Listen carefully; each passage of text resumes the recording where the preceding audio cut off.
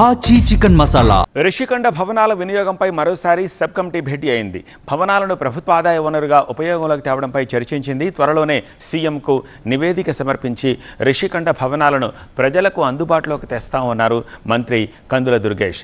గత ప్రభుత్వ అనాలోచిత నిర్ణయం వల్ల ప్రజాధనం వృధా అయిందని, ఇప్పుడు దాన్ని సరిదిద్దుతున్నామని అన్నారు. వచ్చే కేబినెట్లో తుది నిర్ణయం ఉంటుందన్నారు మంత్రి కందుల దుర్గేష్. ఇప్పుడు మనకి అక్కడ వేరే బయట ఎవరికన్నా ఇవ్వటానికి కానీ, ప్రజల సందర్శనార్థం ఉంచడానికి కానీ ఏ రకమైనటువంటి ఆలోచన చేయాలనేటువంటి దాని మీద కూలంకషంగా చర్చించడం జరిగింది. దాంట్లో మనకి అక్కడ అవైలబుల్గా సిఆర్జెడ్ రూల్స్ వీటిని దృష్టిలో పెట్టుకుంటే అక్కడ హిల్ టాప్ మీద ఒక 2400 స్క్వేర్ మీటర్సు, అదేవిధంగా కిందకు వచ్చేటప్పటికి ఇంకొక 2400 స్క్వేర్ మీటర్సు అవైలబుల్గా కనిపిస్తుంది సిఆర్జెడ్ రూల్స్ని పాటిస్తూ ఉండగా.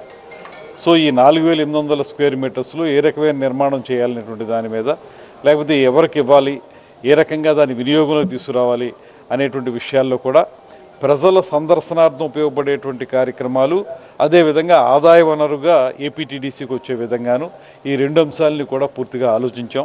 దాని మీద ఇవాళ చర్చించి దాని మీద ఒక నిర్ణయం తీసుకునే ముందు పూర్తిగా ఏవైతే ఆచరణాత్మకంగా ఉంటాయో ఆ విషయాలన్నింటినీ కూడా ముఖ్యమంత్రి గారికి నివేదించి ముఖ్యమంత్రి గారి సలహా తీసుకుని క్యాబినెట్లో పెట్టి దాన్ని ఆమోదించడానికి ఒక ప్రయత్నం జరుగుతూ ఉంది.